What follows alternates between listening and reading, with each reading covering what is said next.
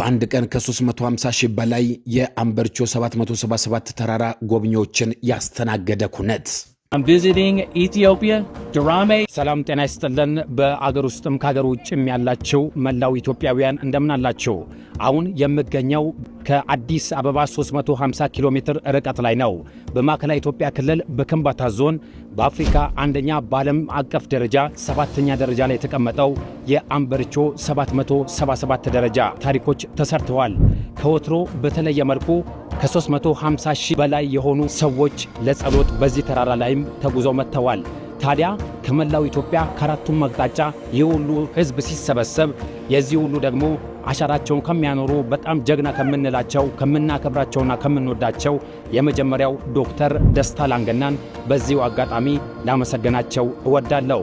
ታዲያ ይህን የመሰለ የአምበርቾ 777 ደረጃ ላይ ነጮቹ የሚሉት ነገር አለ። ተከታትለን እንመለስ። Hello everyone, my name is Matt and I'm visiting Ethiopia, Durame, Ethiopia on Mount Ambaricho. It's my third time here visiting from the United States, the state of Florida, and I'll tell you, it has been wonderful. I'm here with several friends. David, how's been your experience? This has been an amazing time. The weather is perfect. We flew from Oregon, but I couldn't be happier being here. And the hospitality is exquisite. The people are so wonderful here. Jason, how's been your experience? It's been absolutely amazing. It's my first time here, and not only are the people just amazing and wonderful and hospitable, but the mountain and the region is so beautiful. You got to come see it. And the government of Ethiopia has built stairs from the bottom all the way to the top. It's the only place in Africa that's something that you can witness and see for yourself. So we just really encourage you to come to Durame, Ethiopia and visit the AIPM annual prayer meeting. It's a phenomenal experience to worship Jesus Christ, and we're just so thankful to share this with you. Amen. እነስትልን ውድ ኢትዮጵያውያን በዓለም ሁሉ ያላችሁ እንደምናችሁ እግዚአብሔር ይመስገን። እግዚአብሔርን በጣም እንደነቃለን። 28 ዓመታት በሙሉ ስንጸልይ ነበር።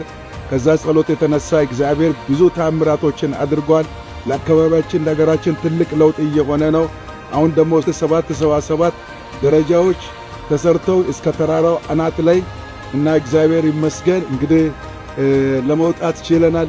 የሚገርም ነገር እግዚአብሔር እየሰራ ነው። እግዚአብሔር ይመስገን። አሁን ሰዎች ከተለያየ አገርና ዓለም እየመጡ እየጎበኙ ናቸው። ኑ እዚህ ቦታ ጎብኙ፣ አስገራሚ ነገር ባይናችሁ እዩ። ከኢትዮጵያ የየክልሉ ኃላፊዎች እንደገና ደግሞ ሚኒስቴሮች መጥተው እየጎበኙ ናቸው። ኑና በዚህ ስፍራ ተገኝተን እግዚአብሔርን እናመስግን። ቱሪዝሙንም ደግሞ እናስፋ፣ እናደራጅ፣ እናሳድግ። አመሰግናለሁ።